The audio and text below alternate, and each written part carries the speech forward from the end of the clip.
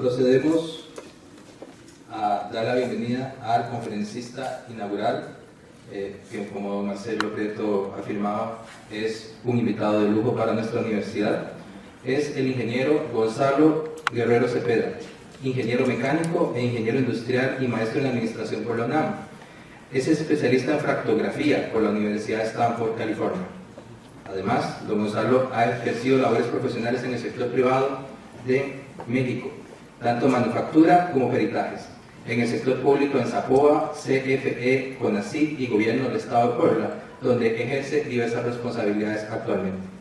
Es autor y coautor de libros y numerosos artículos en el área de ingeniería mecánica, industrial y educación.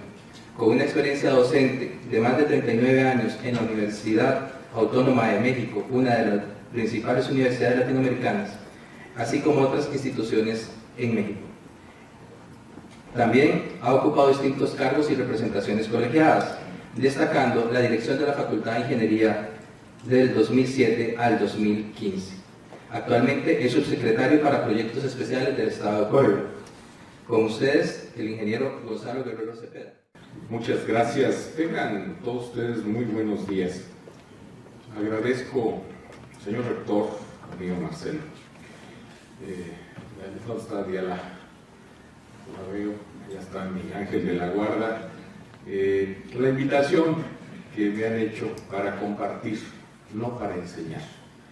No vengo a pregonar, sino la experiencia. No vengo sino a compartir y aprender de ustedes, porque la idea es poder intercambiar puntos de vista. Y como dice el viejo dicho, más sabe el diablo por viejo que por diablo. Y la UNAM, en tanto más que centenaria, y la Facultad de Ingeniería casi bicentenaria, no tiene sino un cúmulo de experiencias que compartir. Nos hemos tropezado muchas veces, pero también hemos acertado muchas veces. Y un poco o un mucho, lo que quiero es compartir y por supuesto ponerme a su disposición para cualquier pregunta. Como buena universidad pública tenemos nuestra rebeldía afortunada. En el transcurso de la charla voy a mostrar algunos elementos de franca y abierta rebeldía e inconformidad con ciertos estándares y ciertas cosas que nos han a veces hasta impuesto, tanto nacional como internacionalmente, y yo simplemente, muchísimas gracias, lo que quiero es lo que dije, compartir. Me dicen que tengo alrededor de una hora. Le voy a pedir a cualquiera de las damas que aquí esté presente que cuando se cumpla esa hora me saque una tarjetita o me dé instrucciones. Estoy muy bien entrenado. Mi esposa me ha acostumbrado a obedecer ciegamente a las mujeres y por eso lo pido a una dama, ¿no? Porque si es a un varón lo mando a volar, pero si es una mujer inmediatamente entra a mi sistema automático y obedezco sin pestañear. Quiero ofrecer un par de disculpas. La primera está combinada con un reclamo cariñoso, porque vi el folletito en donde se anunciaba el evento, la plática, y me decía a Diala que mi reclamo es porque esa es una fotografía de hace 10 años y de hace 20 kilos. Entonces dije, ni siquiera me van a reconocer. Entonces yo ofrezco la disculpa por hacerme viejo y gordo. No es culpa en todo caso de Diala. Déjenme decirles también, y esta es la otra disculpa, que soy, así como amo la formalidad, detesto la solemnidad. Entonces entraré en terrenos que no necesariamente van en el camino de la excesiva solemnidad. Me van a disculpar, y si no me disculpan me vale. La verdad es que me voy a seguir de frente. Y me responsabilizaron incluso de crear esta cosa. No soy muy amigo esto, porque yo normalmente andaría danzando con el micrófono de aquí para allá, pero voy a tener que manipular, lo cual no me exenta de pronto de hacer alguna locura. Bueno, esto lo he titulado Formación de Ingenieros para los Retos Actuales y Futuros de Latinoamérica, y tiene su sentido. La región tiene desafíos particulares, algunos compartidos con el resto del mundo, pero otros no, son diferentes. Déjenme primero hablar del contexto. La pedagogía se puso de moda desde el primer tercio del siglo pasado y hasta por ahí un poquito más adelante de la mitad del mismo. Entonces, pensábamos que en las aulas se resolvía. Yo debo decir, mi esposa es pedagoga, entonces no puedo hablar mal de la pedagogía, simplemente me quejo de algunas aristas, y fue una suerte de ola pertinente, útil, necesaria de hecho. Luego entra la OEA, la UNESCO, y se da a la educación el carácter de objeto de estudio.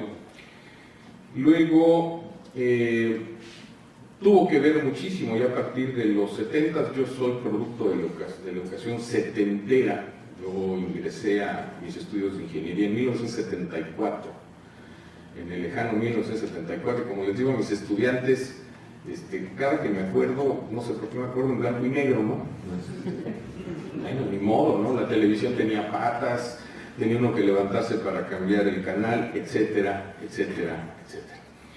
Y empezó a hacerse complejo este objeto de estudio, sobre todo psicológica y sociológicamente. Luego vino algo muy interesante, la proliferación, yo no sé si empezó a saturarse tanto cuanto el mercado laboral, y pasaron dos cosas. Una, muchísima gente que se especializó en el estudio de la educación, investigadores, con posgrados incluso, y empezó a establecerse sistemas de evaluación, o empezaba a establecer sistemas de evaluación que no necesariamente todos culminaron con buen éxito, o con éxito. En el 90 hay una sobreespecialización del asunto, se crean redes, organismos que patrocinan, y por supuesto esto se suma muy en particular, no exclusivamente, a el grito y la demanda de justicia social. Los latinoamericanos somos expertos en, por lo menos, enunciar el asunto.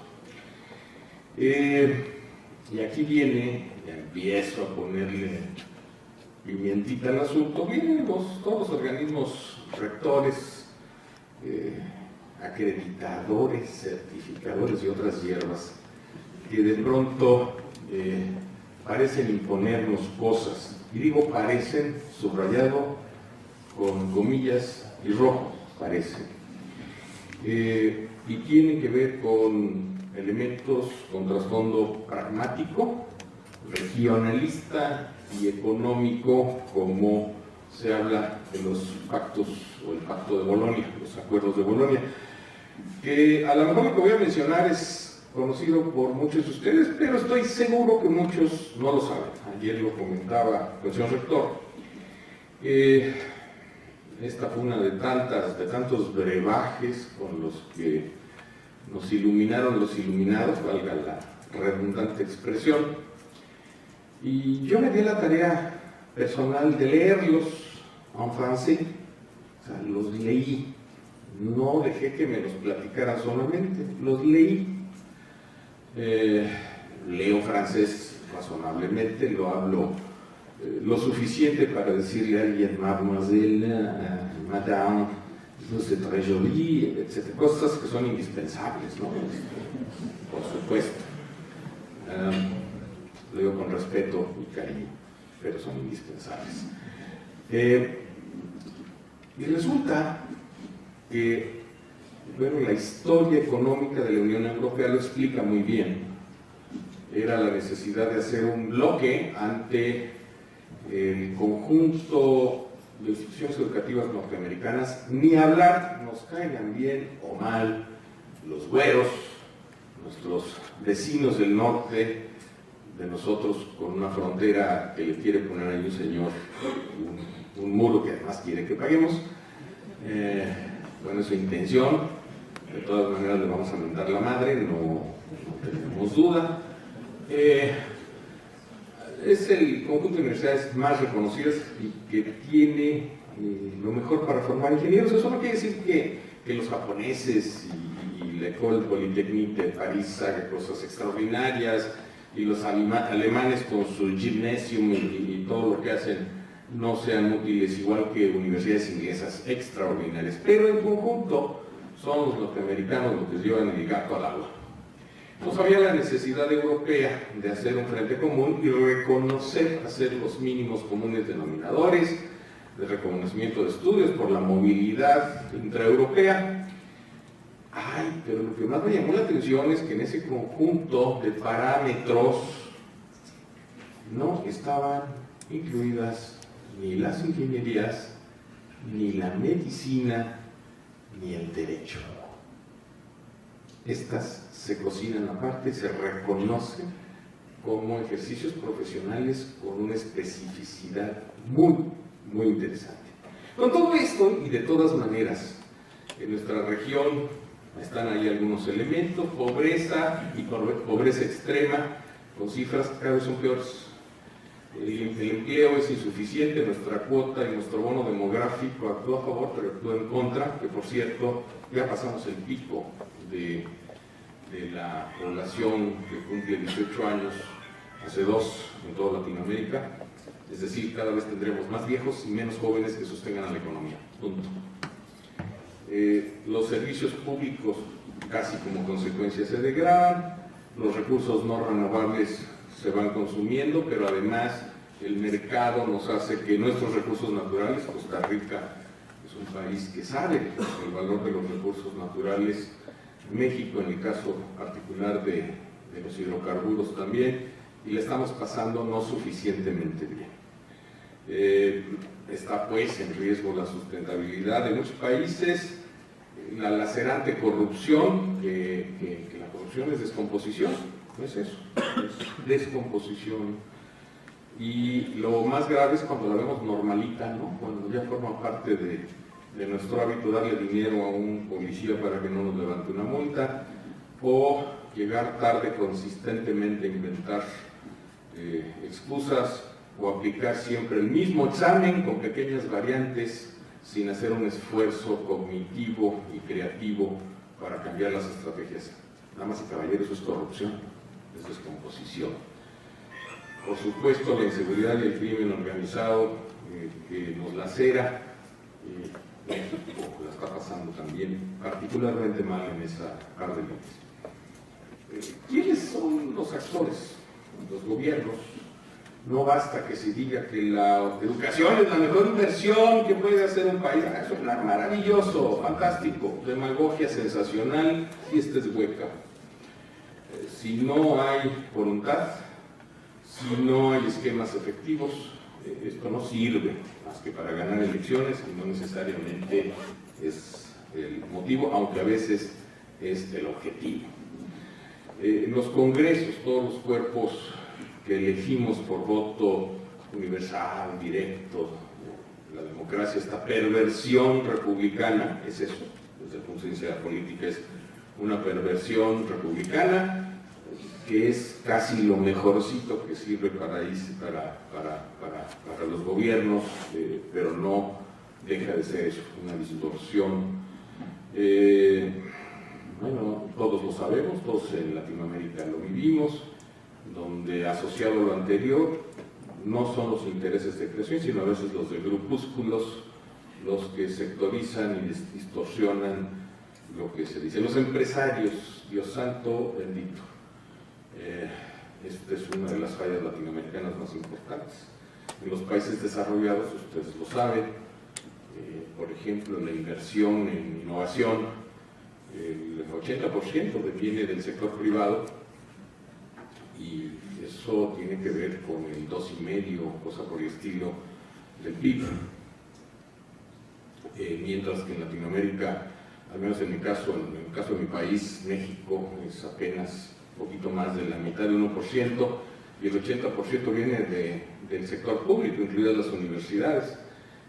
Ahí hay una clarísima distorsión y poca participación empresarial, sin darse cuenta o reconocer que es una inversión. Estoy hablando de ciencia y tecnología. El magisterio, sabiendo que aquí, si no todos, la inmensa mayoría son colegas académicos, es uno de los elementos cruciales. ¿Cuánta gente se dedica a dar clases porque no tiene de otra o porque le da un prestigio, pero no lo toma en serio, como si su vida y la de muchos otros dependiera de ello? Un médico está en una misma circunstancia. Por ahí dicen que los ingenieros, si nos equivocamos, vamos a la cárcel. Los médicos, si se equivocan, simplemente hacen un acta de defunción y entierran el error. Pero es importantísimo, de hecho diría, de todos estos elementos, es el guerrillero fundamental, el profesor, el maestro, el sensei, el Jedi, el Chan, no, perdón, el San. El aprendiz es el Padawan, y el Chan para los japoneses. Y por supuesto la indiferencia y la apatía ciudadana, que a veces lo único que canaliza es una acción violenta, no controlada, y casi siempre cuando ya no hay más solución. Entonces, para las instituciones de educación superior que formamos ingenieros, encontramos políticas públicas poco consistentes, sobre todo en lo relativo a ciencia y tecnología. Casi siempre le echamos la culpa a los ciclos anteriores, que sí son deficientes, pero así nos llegan los muchachos en todos lados. Y si uno cae en la fácil tentación, y algunos seguro que lo van a aseverar, van a coincidir conmigo, en el posgrado decimos, no, es que en la licenciatura o en el ciclo previo los dejaron con deficiencias, por Dios santo. Y en la licenciatura decimos que en el ciclo anterior, en México le llamamos el bachillerato, no hacen bien las cosas, y en el bachillerato le echan la culpa a la educación secundaria y luego a la primaria, y encontramos que alguien no es un buen ingeniero o ingeniera porque la madre no se alimentó bien mientras que estaba el chamaco. A ver, es una lógica perversa, pero que apunta a lo que decimos a veces, siempre le echamos la culpa al de atrás. Frecuentemente lo hacemos. Y no asumimos nuestro papel, nuestro reto de tomar a ese niño con deficiencias y ayudarlo a ser un ser fuerte, con normalidad y destacado. Le damos la vuelta. No nos hagamos. Reflexionen los que piensan así. Otra. El sector productivo dice, quiero que me hagas un ingeniero electrónico, pero que además sea un genio en electrónica de potencia, pero además que tenga la idea de que sean plantas de generación nucleoeléctrica, pero además de este tipo. Es decir, lo especifican tanto y presionan al sector educativo. ¿Es cierto o no es cierto? Es una realidad.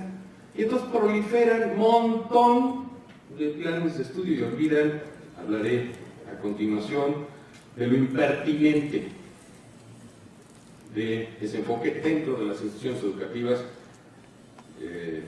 Y luego, ¡ay, Dios santo! También.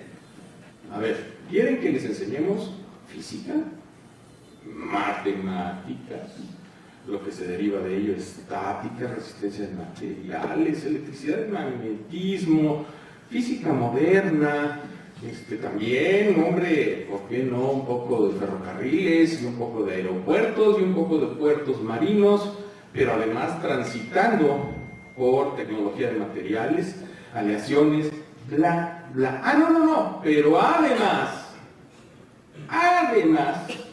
hombre, también enseñarles a ser emprendedores. También tienen que ser buenos financieros. En adición, se tienen que saber comportar socialmente. En adición, bla, bla, bla, bla. Y entonces dice uno, ¿y eso dónde lo pongo? Y o lo veo muy superficialmente, o tengo que sacrificar otra parte del pensum. Las dos cosas son terribles. Ética, idiomas, diablos, valores. Importamos muchas cosas. Y que me perdonen Eibert, y que me perdone Bolonia, y que me perdonen, hay que verlos y tomar lo que sea útil, pertinente, tropicalizarlo, pero crear también lo propio. Y algo muy latinoamericano, muy latinoamericano. En nuestra región pareciera, en unos lados más, otros menos, que si uno no tiene un título universitario, no vale.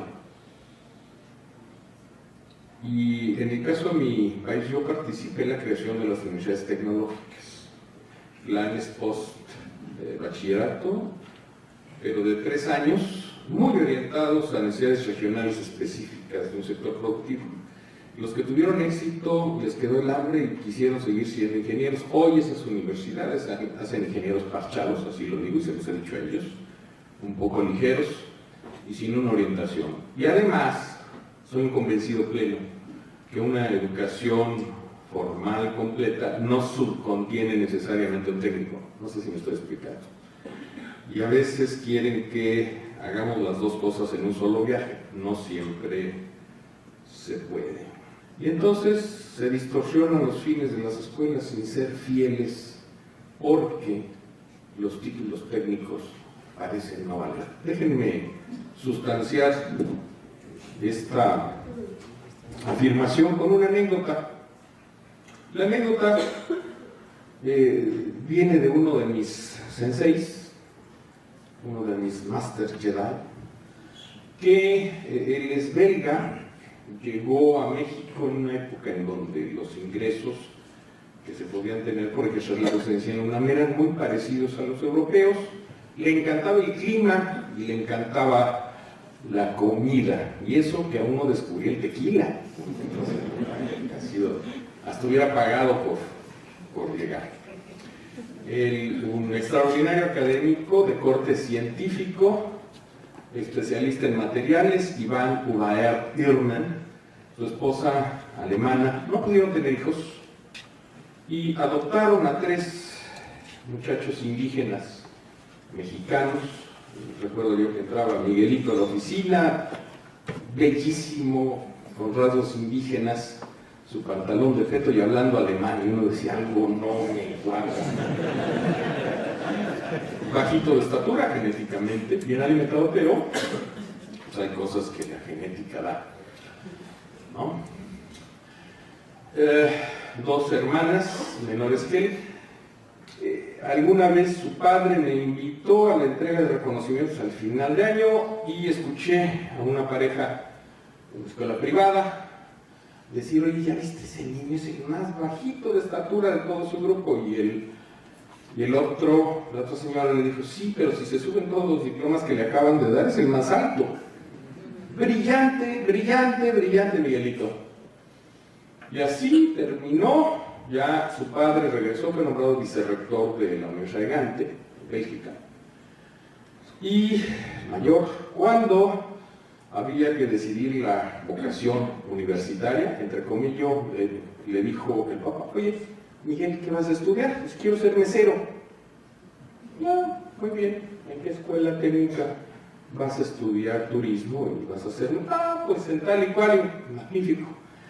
En una familia clase media latinoamericana, si el hijo cualquiera es brillante, y me dice, quiero ser mesero, si no lo estrangulo, ¿le fue bien? Digo, puedo ser mucho más cruel y le puedo poner un jersey del América, ¿no? Del tipo este mexicano odioso. ¿Ah? De modo, yo soy Puma, y jugué con los Pumas, entonces, odio al América, lo detesto. Si alguien le va a la América, le suplico que abandone el lugar y si es mejor que se suicide. Entonces, es una broma, pero si le van a ese equipo, cambien, por favor, su alma se salvará probablemente.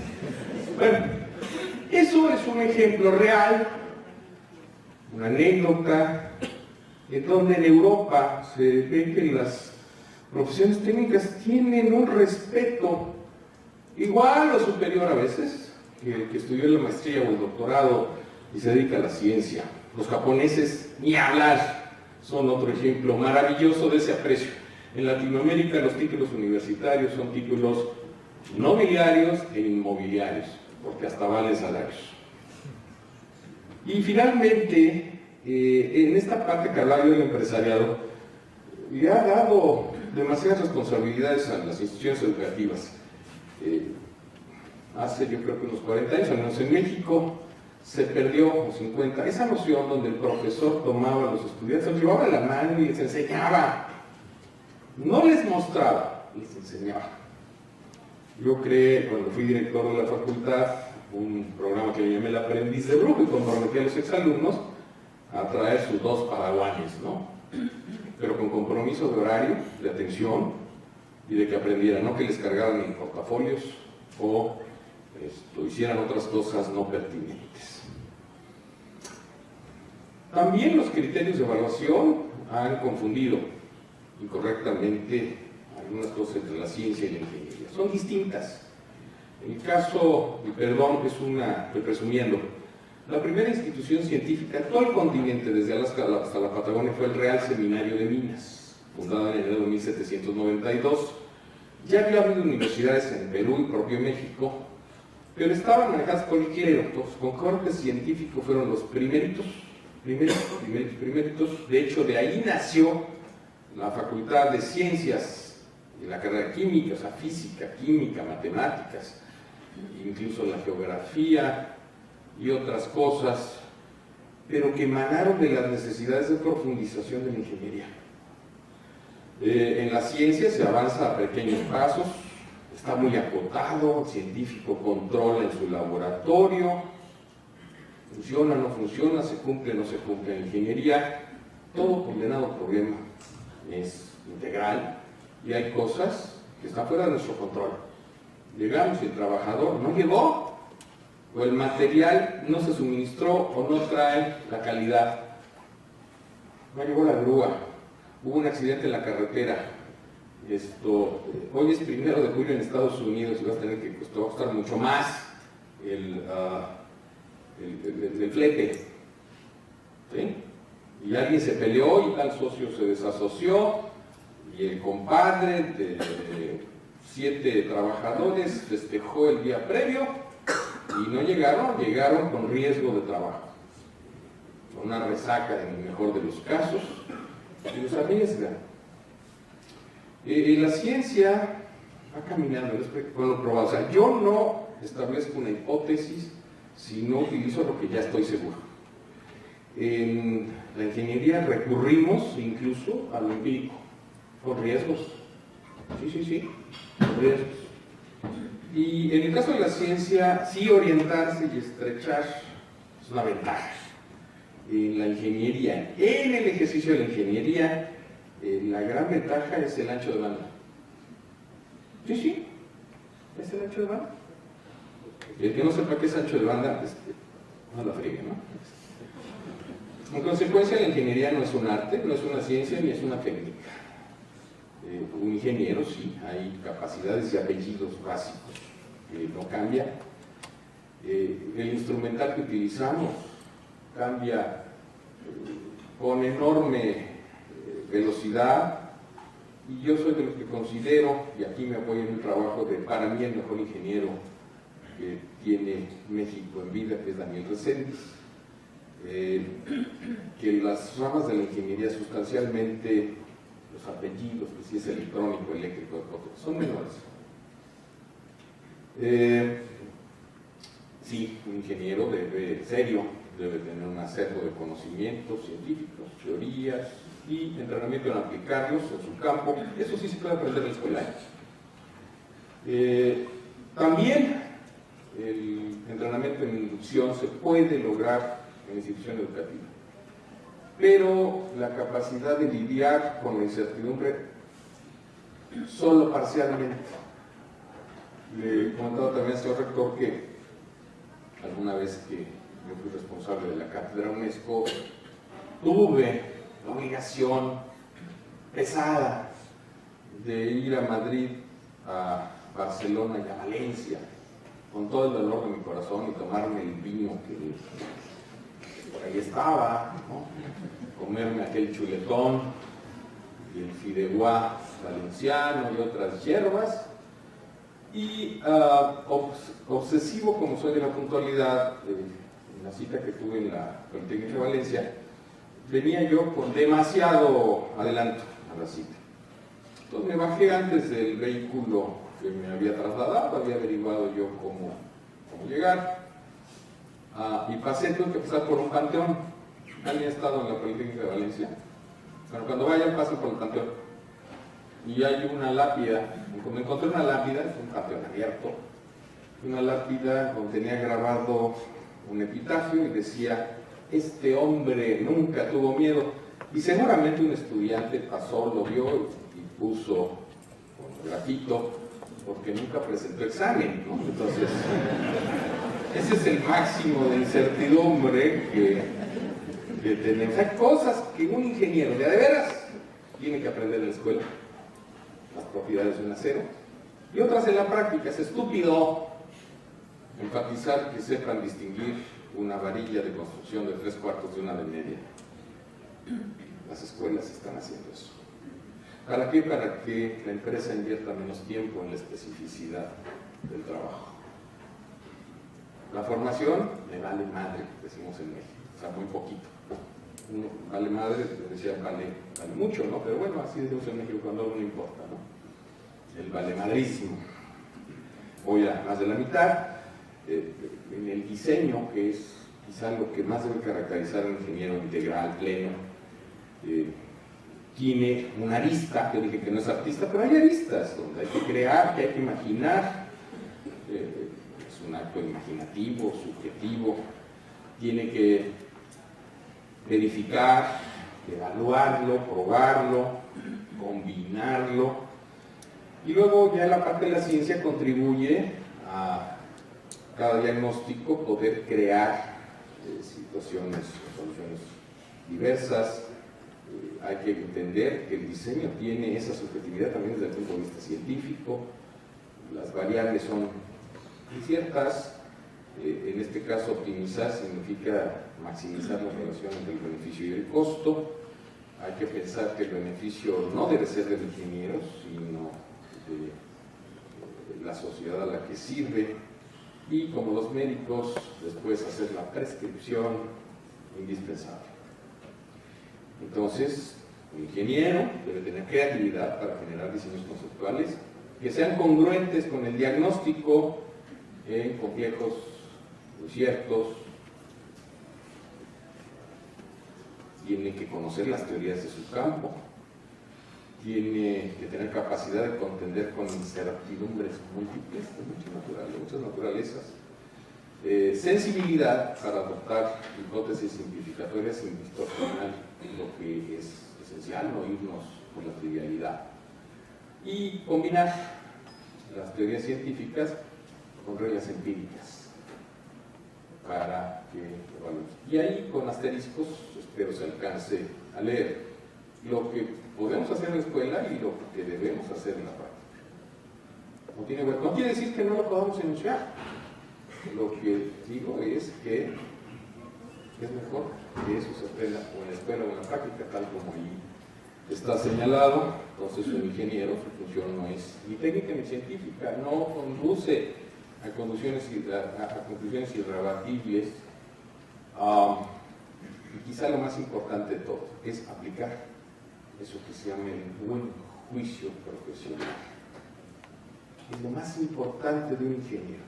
Pues un ingeniero, decimos, es aquel que aplica la física y las matemáticas, y hacemos una bola de definiciones de diccionario maravillosas, fraseadas, con toda la capacidad que tenemos discursiva, pero es un profesional, eso es lo que es, que trabaja en contextos de alta incertidumbre, por lo que para un ingeniero lo que más vale es actuar con buen juicio, y es un juicio templado, llevado por múltiples experiencias. Para las instituciones educativas es mucho más que instruir, formar ingenieros. La especificidad de una profesión, necesitamos sí en algunos momentos hacerlo. Hay muchísimos elementos que son no cambiantes, el back to basics, como dicen los gringos quiero decir los norteamericanos quiero decir no los mexicanos ni los canadienses, sino los estadounidenses. Ellos no solo son norteamericanos, son americanos, ¿no? Entonces, ¿qué leo, no? A ver, el conocimiento todos sabemos que crece de manera acelerada, entonces pretender hacer una formación enciclopédica también es un afán inútil, estéril, y las herramientas de enseñanza son muy volátiles y cambiantes. Por lo pronto y por lo tanto es más importante crear hambre y capacidades para seguir adaptándose y aprendiendo. En consecuencia, la formación de ingeniero es mentira que sea responsabilidad solo de una escuela. ¿Qué tenemos que hacer? Entender el sentido del cambio, interpretar esos cambios y ver el contexto de nuestro país y tomar acciones, no solo ser receptores, sino actuar congruentemente, pero creativamente. Aquí déjenme hacer un repaso de cosas que nos han funcionado. Lo que nos funciona, pues bueno, hacer planes de permanente actualización, lo que acabamos de revisar y estar convencidos de que estaba al 100. Mañana hay que volverlo a leer porque puede que tenga o haya en el contexto un cambio. Tienen que ser flexibles y ahí la labor del académico es fundamental. Si no, pues se lo dejamos a la computadora y decirle, tú tienes que tomar esta asignatura, y si no, te va a llevar el diablo. No, a ver, tenemos que ser muchísimo más amplios que ello. Sí buscamos la acreditación, pero en términos de una consecuencia, no de una búsqueda comercial. Recuerden, para mí la mejor escuela formadora de ingenieros en la faz de la Tierra es el Tecnológico de Massachusetts. Y los temas de acreditación le importan un cacahuate. A Stanford le pasa lo mismo, a Harvard le pasa lo mismo, a Cambridge le pasa lo propio. Con su prestigio, su categoría, si quisieran acreditarse no tenían bronca, sin embargo, algunos estándares quizá no los aprobarían. Fíjense que curiosidad, después quieren hablamos de eso. ¿Qué necesitamos? Una formación general, humanista, generalista, y recuperar los valores. Hay que tener rigor académico, eso no significa estupidizar, ser rígidos. El rigor es diferente a la rigidez. Y reitero eso que dije, los profesores con enorme frecuencia creen que solo los exámenes sirven para evaluar.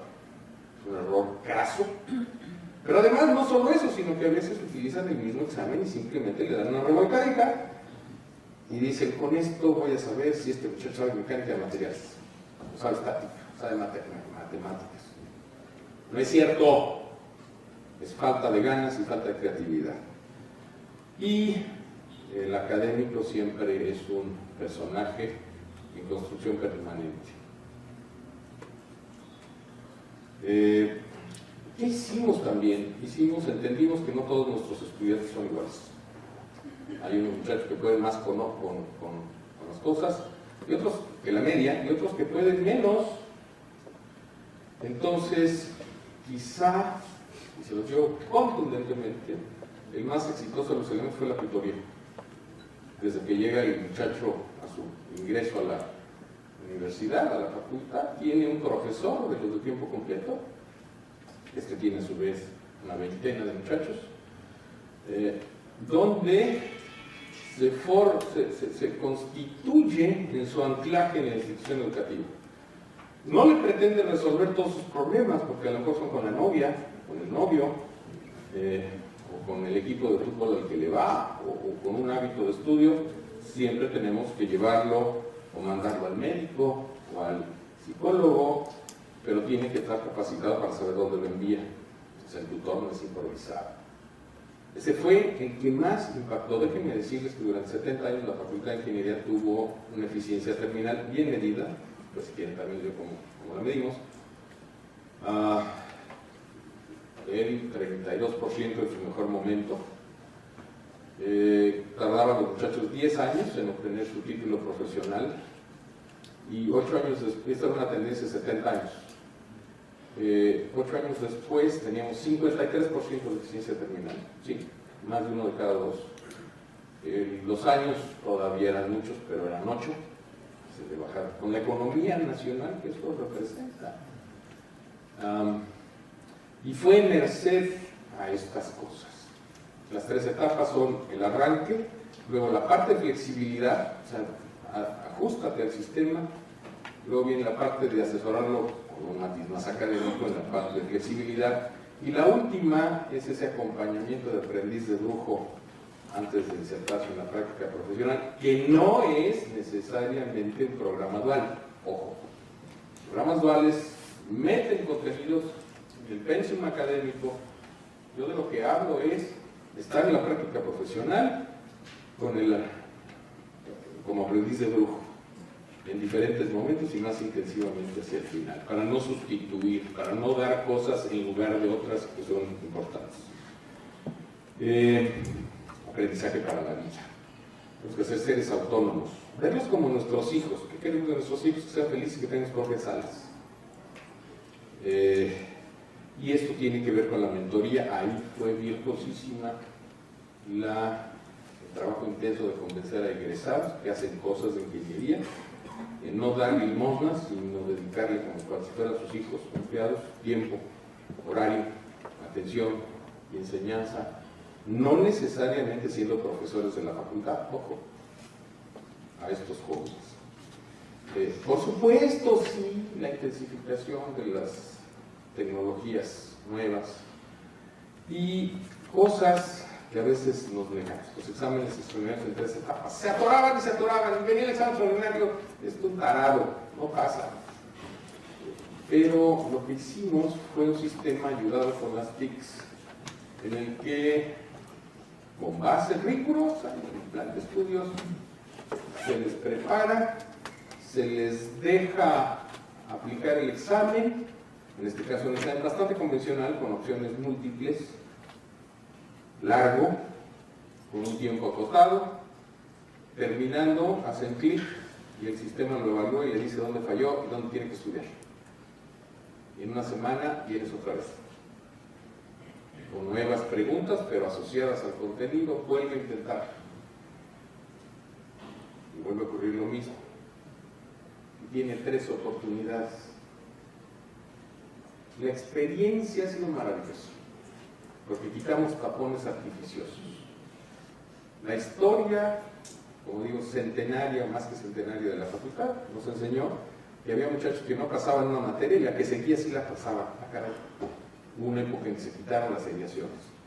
Nos demostraban que a lo mejor había terquedad o malos sistemas de evaluación, malos exámenes y profesores cerrados.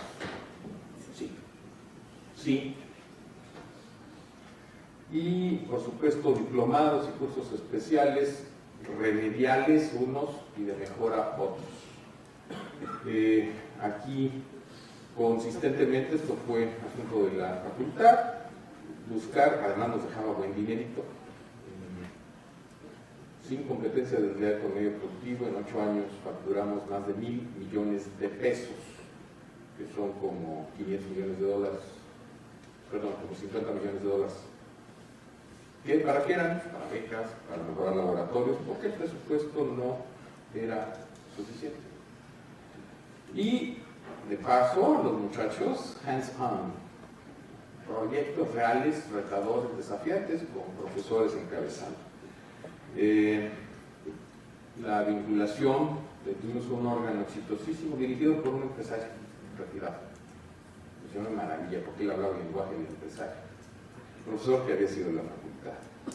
Quitarle el miedo a los estudiantes y hacer que se muevan a otros lugares. Casi siempre las respuestas son dos. Tenemos limitantes en el idioma y tenemos limitantes en el dinero para llevarlos, es costoso.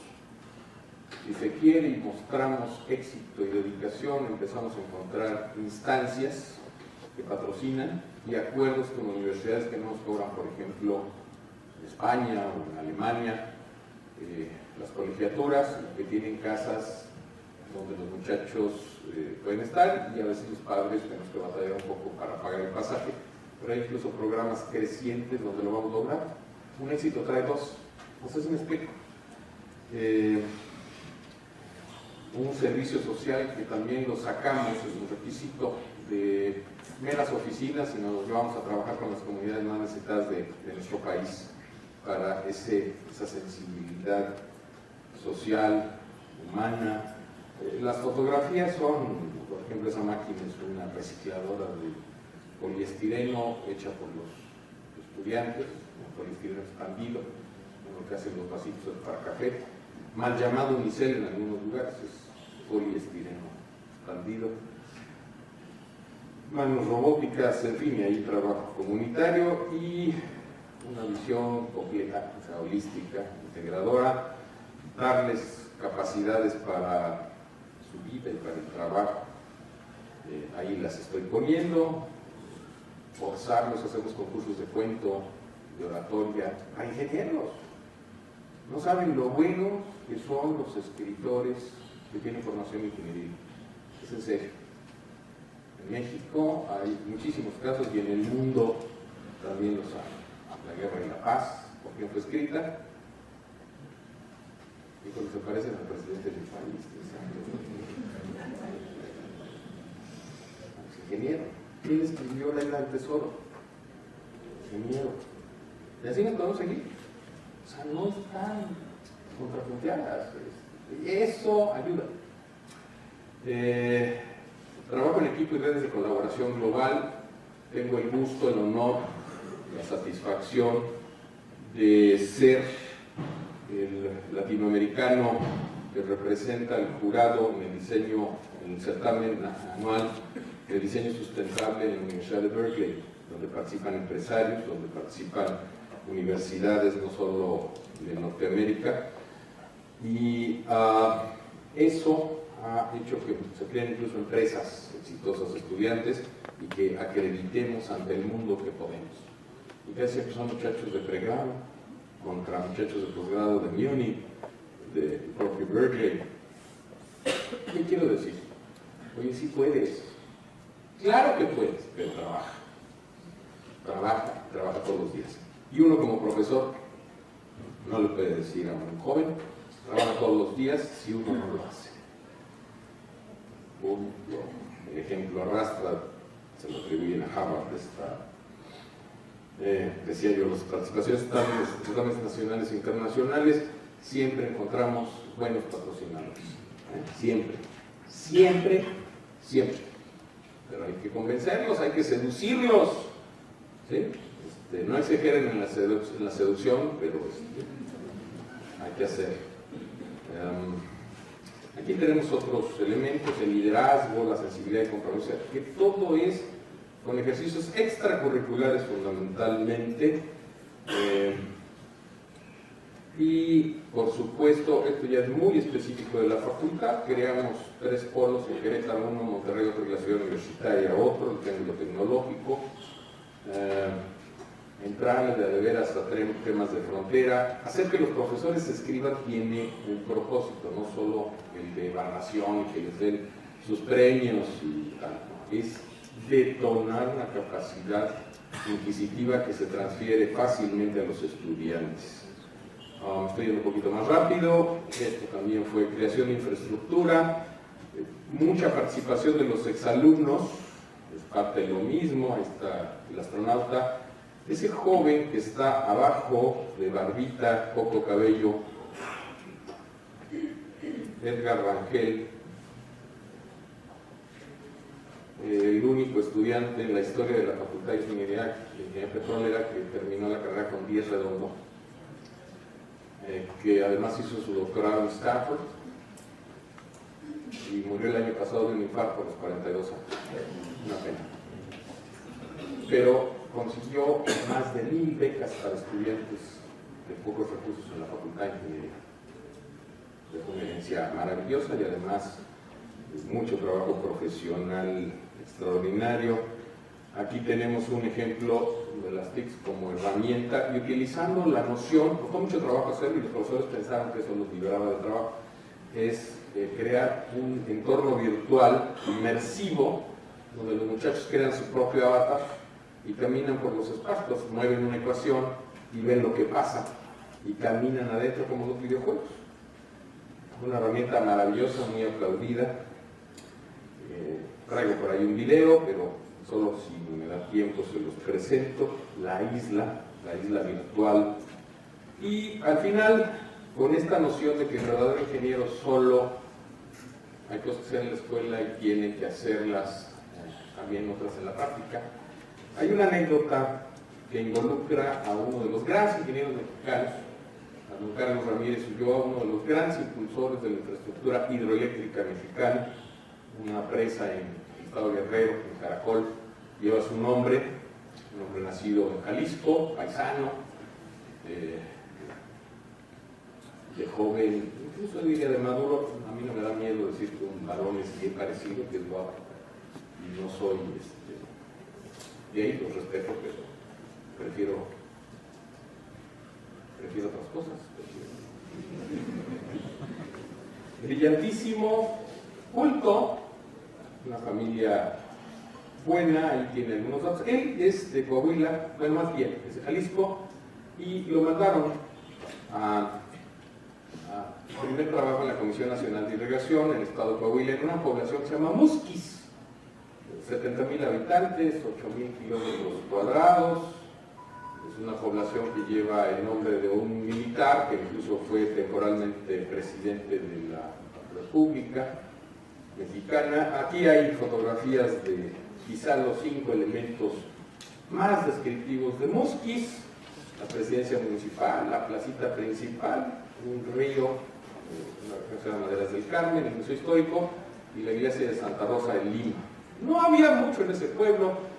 En las tardes salía el trabajo y se iba a la placita, como en muchos pueblos, al menos en México. Los solteros van a la placita a buscar solteros y solteras. El pueblo es San Martín Hidalgo, Jalisco, y los jóvenes caminan en un sentido dando la vuelta a la plaza y los varones en la otra. Y los varones compran una flor y a la chica que le gustan le acercan una flor y todos una cortejo, hay variantes. Conoció a una joven, esto lo platicaba con Carlos Ramírez Ulloa, que está en la rotonda de las personas ilustres en México. Les ofrezco una disculpa por lo quizá crudo de la anécdota, pero pinta de cuerpo entero esta necesidad de vincular la práctica con la teoría. Conoció a una joven y hubo un idilio. Y Carlos, a quien le gustaba, don Carlos, que le gustaba mucho la poesía, y le decía, un día le decía: tus ojos son como esos luceros que en lontananza nos contemplan y iluminan el espíritu. Y otro día le decía: tu cabello, con esos rizos, parecen anzuelos que atrapan el alma que tengo. Y al otro día tu figura como sílfide. Y así se la pasaba don Carlos, un poetazo, ¿no? Y un día la muchacha le dijo: oye, Carlos, todo eso que me dices está muy bien y está muy bonito, pero ¿cuándo me vas a agarrar las tetas? Yo simplemente digo que hay que pasar de la práctica, ¿no? Eso lo sostenía Don Carlos. Es una anécdota triste pero real.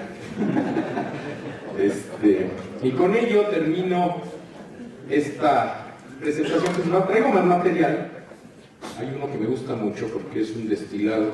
Le llamamos el decálogo del profesor de la Facultad de Ingeniería, que fue aprobado por el Consejo Técnico y fue producto de la gran experiencia de este científico, a su vez ingeniero y hombre culto, que es Daniel Reséndiz, que es mi sensei. Si alguien me puede ayudar con el decálogo, les robo un minuto más, porque además no entré a las 9. Tengo 10 minutos todavía. Ay, si me dejen, no me sigo yo como Vicente Fernández, este cantante mexicano. Si ustedes siguen aplaudiendo, yo sigo cantando. Insisto, para mí es un destilado maravilloso. Véanlo con conciencia. Un profesor, conoce a fondo la materia que enseña, pero no, por más que la conozca, deja de preparar cuidadosamente cada tema que expone.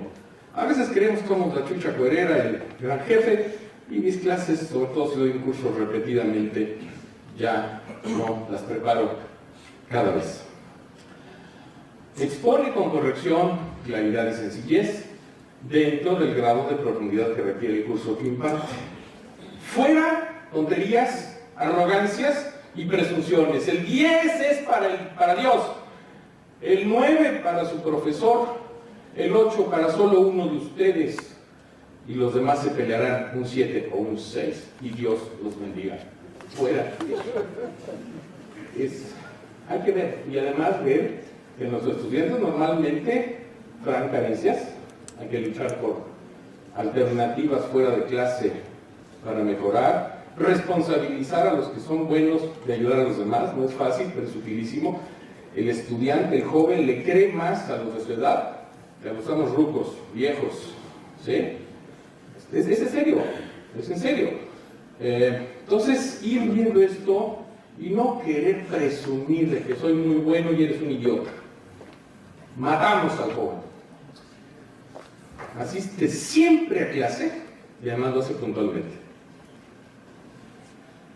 Somos geniales, sobre todo en Latinoamérica, y generalizo con conocimiento cabal de causa, para tener pretextos para faltar o llegar tarde. Hay excepciones. Conoce y explica las bases teóricas de los métodos de ingeniería, pero reconoce que también hay cosas que solo en la práctica se dan y hay que comprobar. Motiva, estimula y muestra interés por el aprendizaje de los alumnos, pero con ello no busca popularidad, no busca protagonismo. Es muy importante. La que sigue, acepta opiniones, observaciones y críticas de sus estudiantes, pero no le da la vuelta a su papel de formador. No lo rehuye. Qué maravillosa mezcla, ¿no? Fomenta en sus alumnos el interés, ahí se con una letra de más, por 2 letras, por la ciencia y la innovación tecnológica, pero también muestra aprecio por otras manifestaciones de la cultura. Al respecto, aprecia y divulga el valor intrínseco de la racionalidad y el saber, pero también el papel social de una y otra. Una de las materias optativas más populares en la Facultad de Ingeniería se llama literatura hispanoamericana. No saben lo popular que es y no saben lo útil que es. Querernos enseñar las reglas ortográficas como la enseñamos en primaria, al menos en mi país, de que las palabras agudas son aquellas cuyas sílaba tónica, bla, bla, bla, ¿no? Pues ya a estas alturas de la vida para un adulto, pues si se acuerda todo, dale, si cómo es la mejor forma en que tenemos ortografía y capacidad leyendo cosas buenas. Y si lo ponemos a escribir un ensayo, mejor. ¿Y saben cuánto vale eso? En la práctica profesional, vale todo. Evalúa con ciencia y con justicia el aprendizaje de sus alumnos. Híjole, esto que tanto he dicho, ya ni me detengo. Trabaja sistemáticamente y hace trabajar a los alumnos de la misma manera. No puedo poner a trabajar a la gente si yo no lo hago. Punto. Y es ejemplo de integridad personal, pero no alardea. Yo soy honesto. honesto, yo soy ético, yo soy trabajador, tengo que cuidarlo. Hay que hacerlo sin alargar. Y finalmente, rápido, prometo hacerlo en 2 minutos, un ejemplo personal de cómo a mí me ha servido. Yo no soy ingeniero civil. Puedes ponerlo del Museo Barroco. Es un museo por el que me llamaron al Estado de Puebla. Y ese gobernador, yo no soy ingeniero civil. La construcción pues, la conozco superficialmente y me dijo, pero tú eres capaz de armar grupos de trabajo. Y ahí están algunas. Primero, es internacional, tiene que ver la política, muchas ingenierías, diferentes especialidades, la geomática, las estructuras, la electrónica, porque es un museo que hay que ver la parte de administración, arquitectura, logística, museografía y curaduría, hablar con los artistas, qué difícil, qué difícil. Y qué maravilloso. Ecología, porque está en un ambiente de preservación para el propósito, cultura en lo general, educación, el modelo de negocio, apuntando al turismo, metimos innovación. De hecho, yo personalmente tengo en proceso una patente por una forma que se me ocurrió de armar paneles preconstruidos. Legislación. La que sigue, por favor, si me ayudas. Gracias. Ahí está, cuando estaba en obra. La que sigue. Es un museo hecho con 702 paneles, todos distintos. No hay 2 paneles iguales. Incluso la fabricación fue un desafío, porque no da con un sistema que se llama Bubble Deck. El que sigue, ahí cómo se iba izando. Utilizamos las matemáticas, porque el izaje lo hacían fuera del centro de masa y tuve que enseñarle a los ingenieros, los recordaréis cómo se determina un centro de masa en piezas irregulares. Entonces, las matemáticas las usamos como tiznados, ¿no? Iba a decir una palabra más fuerte, pero vi 2 dramas y dije, no, aguanto. Iba a decir como chingados, no, pero no voy a decir. ¿A qué sigue, por favor? Ese gordito del chaleco anaranjado soy yo. Ahí está el gobernador del Estado de Puebla, los empresarios y el actual gobernador electo. Esto no es un dibujo ni es un render, así quedó. ¿A qué sigue? Esta es la parte interior, que tuvimos el reto, se hizo un récord mundial para habilitar temperatura y humedad trazables para que nos prestaran esos plafones de arriba del castillo de Liechtenstein, que nunca habían salido en más de 300 años, y que nos lo prestaron por 10 años, merced al espléndido trabajo que hicimos en tiempo récord, y se ganó en la revista Traveler de Nat Geo, se ganó la oportunidad de una portada.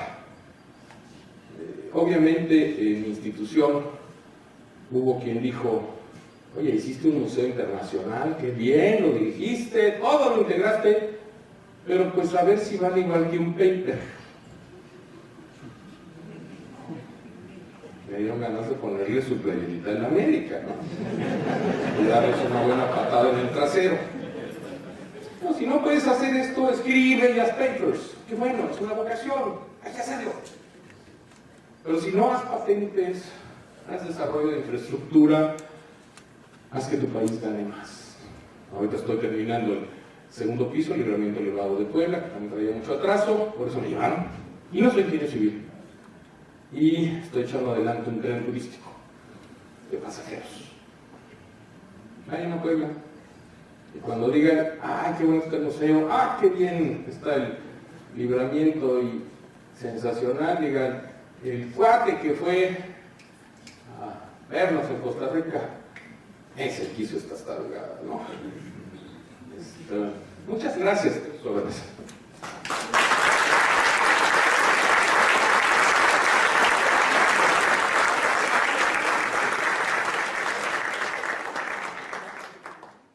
Iniciamos un bloque de preguntas del público para don Gonzalo. Tenemos tiempo para aproximadamente un máximo de 4 preguntas.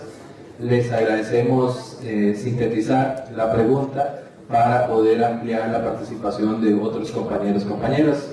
Las personas que quieran hacer preguntas sobre las experiencias de don Gonzalo en innovación en el área de aprendizaje de ingenierías, por favor levantar la mano para que un compañero o compañera les acerque el micrófono.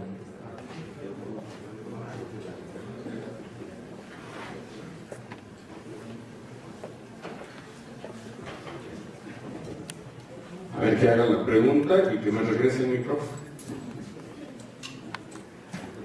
Muchas gracias, muy interesante la charla, muy amena. Hemos estado investigando un poquito en la universidad respecto a diferentes tipos de ingenierías, ¿no? De las ingenierías más, digamos, como disciplina general y ingenierías un poco más aplicadas de nivel tecnológico y nivel técnico. ¿Podría usted explicarnos un poco cómo visualiza estas diferencias? A ver, justamente en la entrevista brevísima que me hicieron, me preguntaban cuáles son las ingenierías más socorridas, las que están, sobre las que hay que apuntalar. Y lo digo con plena convicción.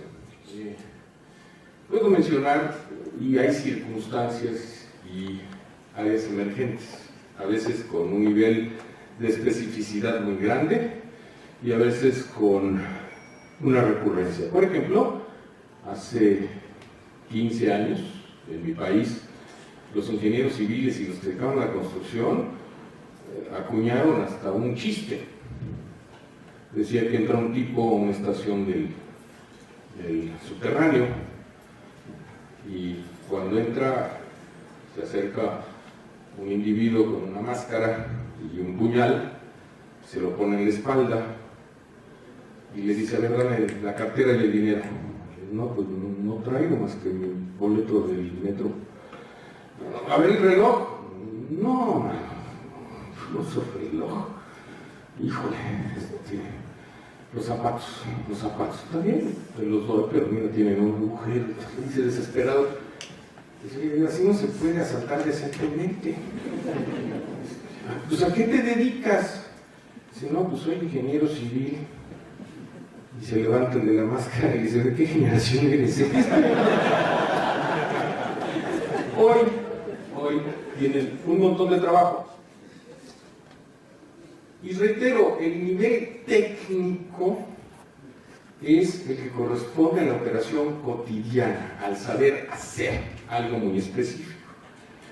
El asunto tecnológico tiene una derivada de primero y una de segundo orden. La de segundo orden es la innovación. Necesitas un andamiaje, pero tienes ganas de hacerlo, y la innovación no se detona por decreto, y eso tiene que ver con la tecnología. Insisto, si vamos a hacer programas de 3 años, hagámoslo bien, con una buena orientación. Si lo vamos a hacer de 5 años, como es el caso de la Facultad de Ingeniería, y respetamos otros perfiles. La pregunta que me hacen, y con ello termino, todos los días: oye, ¿qué opinas de los ingenieros del TEC de Monterrey? Pues me parece muy bien, tienen un perfil diferente. Todos, el sol brilla para todos.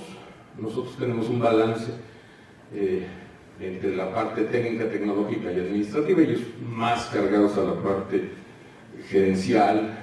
Es pertinente. Distingámonos, no podemos ser todos iguales, no debemos ser todos iguales. Y las áreas emergentes se pueden abordar si tienes una buena formación sólida. No sé si me explico. Yo no soy ingeniero civil y pude con esto. Y no soy ninguna lumbrera. ¿Qué fue lo que me llevó a ser exitoso en lo que estoy haciendo? Modestia aparte, pues fueron esas habilidades suaves, pero ciertamente una formación sólida que me permite interactuar con el arquitecto, con el que sabe de cómputo, con la experta en telecomunicaciones, etcétera, con el museógrafo, con el periodista, con el joven y con el viejo. ¿Cómo lo aprendí? ¿Saben cómo? En la práctica. Equivocándome, tropezándome. Como me ven que soy aquí, soy en la práctica profesional. Trabajo con mucha intensidad, hago lo mismo que dije en el decálogo, pero aplicado a cada cosa que hago. Yo tengo mucho, no siempre gano todas. ¿Qué es mi fuerza? Mi formación básica generalista. Punto.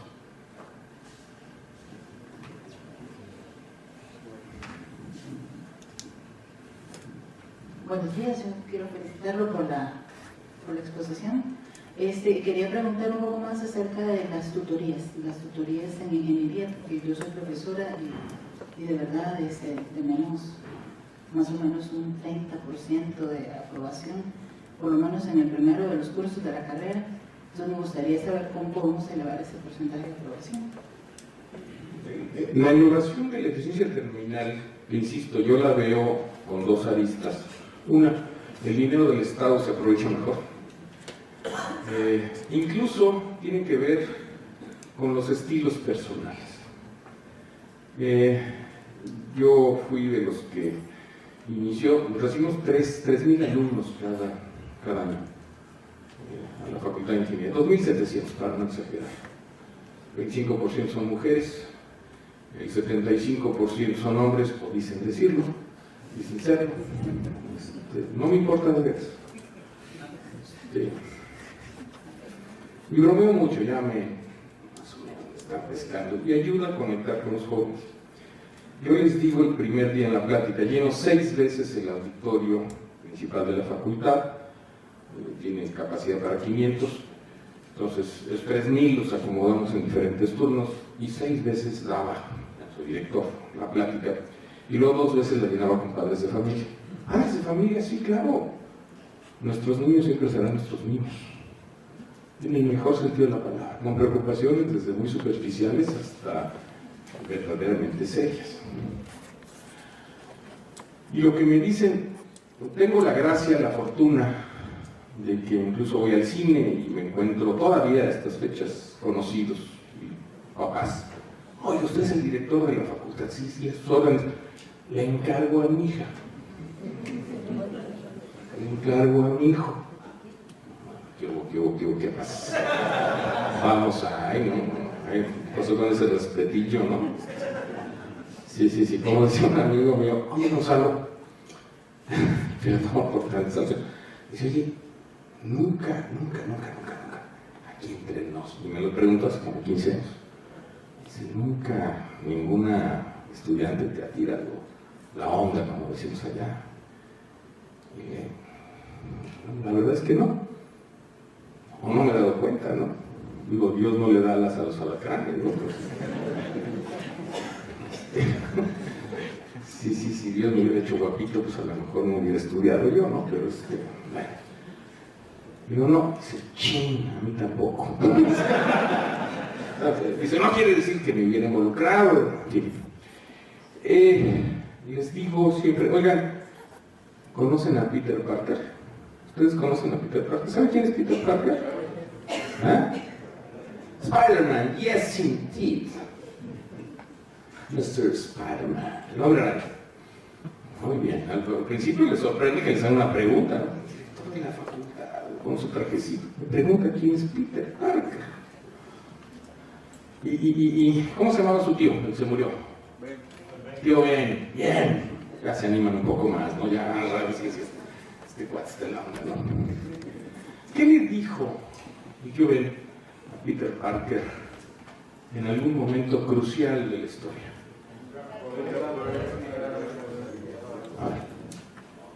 A un gran poder merece una gran responsabilidad. Todo gran poder conlleva una gran responsabilidad. Si yo soy el profesor que tiene la autoridad, tengo la responsabilidad de ustedes. Usted joven que está estudiando con una beca proveniente de los impuestos del pueblo mexicano, tiene una gran responsabilidad. Cada que reprueban tiran dinero por la guardera. Este tipo de discursos nos acerca. Y el tutor está obligado y debería estar convencido. No siempre es fácil. Hay quien me dice, yo soy bueno para la docencia, pero no me gusta la tutoría. No te entiendo. No te entiendo. Tutor es, y lo hacemos con la base central de los profesores que están dedicados a tiempo completo, para que estén disponibles cuando el estudiante lo necesite. Les damos cursos, los capacitamos, les decimos dónde están los recursos específicos de psicología, de salud, deportivos, para ellos, para que al alumno no le resuelvan el problema psicológico, o el médico, o el amoroso, sino que sepan a dónde conducirlo. Número 1. 2. Los servicios educativos. No está para resolver sus tareas, está para decirle qué recursos tiene. Y esto se complementa con un examen de diagnóstico. A cada estudiante que entra, les hacemos una diagnosis de su ciclo previo. Déjenme decirles que la calificación sobre 10 es de 3.8. 3.8 sobre 10 en los antecedentes del ciclo previo. Si fuéramos como ciertos académicos son, digamos, la culpa es del ciclo previo, yo no puedo hacer ingenieros con esto. No, veamos qué acciones de apoyo, de asesoría, de orientación específicas. Vete a la asesoría de geometría analítica en tal y tal horario. Aquí está el recurso. Dotar las bibliotecas. Los profesores que dan esa asesoría son capacitados en la especificidad. Y les digo, este laboratorio de geometría analítica fue un cañonazo, porque lo hacen desde su casa, sus prácticas las hace, digo, hasta traigo videos. Y el muchacho o muchacha hace su avatar. Entonces camina allá adentro y se encuentra gente, no solo de sus compañeros, sino hasta internacionales, porque hay visitantes. Se maneja en la nube, que empezamos con el esquema Second Life, y luego creamos nuestra propia... Y eso implicó horas y horas y horas de trabajo. Una empresa que los jóvenes crearon y que vende servicios de esta naturaleza, si quieren lo les digo para que les compren servicios. Pero es complementario. Pero la esencia, el actor número uno es el profesor, y es el compromiso. Y hay gente que dice que no le gusta, pero para nosotros es una obligación. Y en los esquemas de evaluación del académico, también consideramos la evaluación que hacen los estudiantes de su clase y también de la tutoría. Y lo hacemos en diferentes momentos. Y eso tiene que ver con promociones y tiene que ver con muchas cosas que podemos hacer. Al amor por la zanahoria. Pero hay gente que le pone un amor maravilloso. Y para mí un académico está obligado a amar a la tutoría, amar a sus estudiantes, amar a la enseñanza y amar a su país. Ni más, ni menos. En síntesis. Lastimosamente por tiempo no podemos continuar el bloque de preguntas. Me cayó bien este cuate. Bien rápido. Don Gonzalo, me voy a aprovechar de lo último que usted comentó con respecto a los académicos. Normalmente, supongo que en México es igual, hay una cantidad de compañeros profesionales que están en propiedad, o sea, difícilmente los vas a poder sacar de la universidad, y otros compañeros que son interinos o pasajeros para cuestiones específicas. ¿Cómo hacer para que esos compañeros académicos en propiedad, que tienen las raíces muy profundas de acuerdo a una dinámica de pensamiento de cómo hacer las cosas, varíen un poco y se pongan al tono de la realidad? Ahora la tecnología cambia exponencialmente, hay otros retos, y no siempre ese cuerpo principal en una, digamos, carrera o facultad está dispuesto a remangarse las mangas y trabajar en esta nueva línea. Es muy complicado, ¿eh? Hay gente que se va de año sabático y no lo sacas de su cubículo.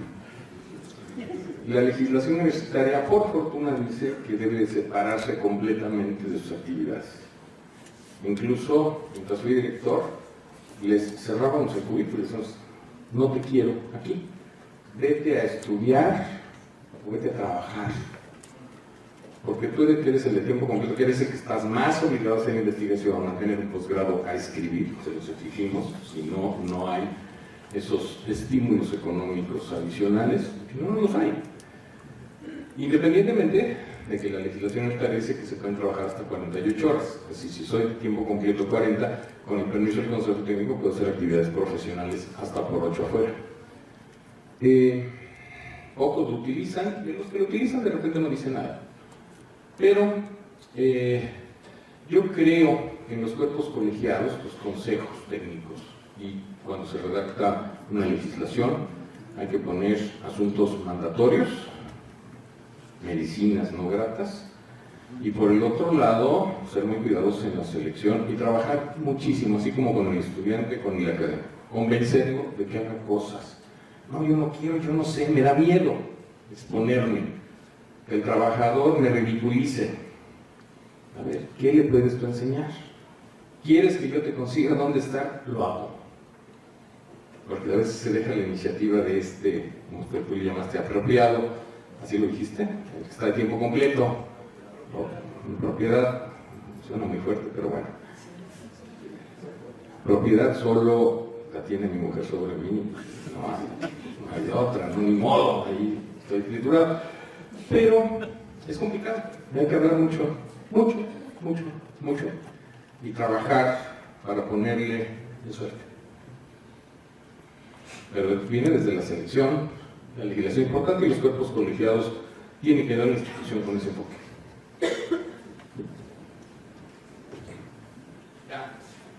Muchas gracias a don Gonzalo Guerrero Cepeda.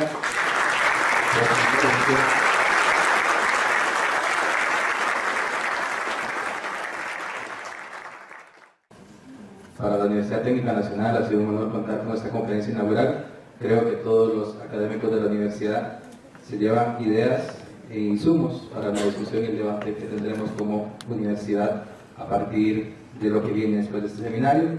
Y le extendemos nuevamente el agradecimiento a don Gonzalo por tomar tiempo de su apretada agenda en México para estar con nosotros, mediante un fuerte aplauso de toda la Academia de la Universidad Técnica Nacional.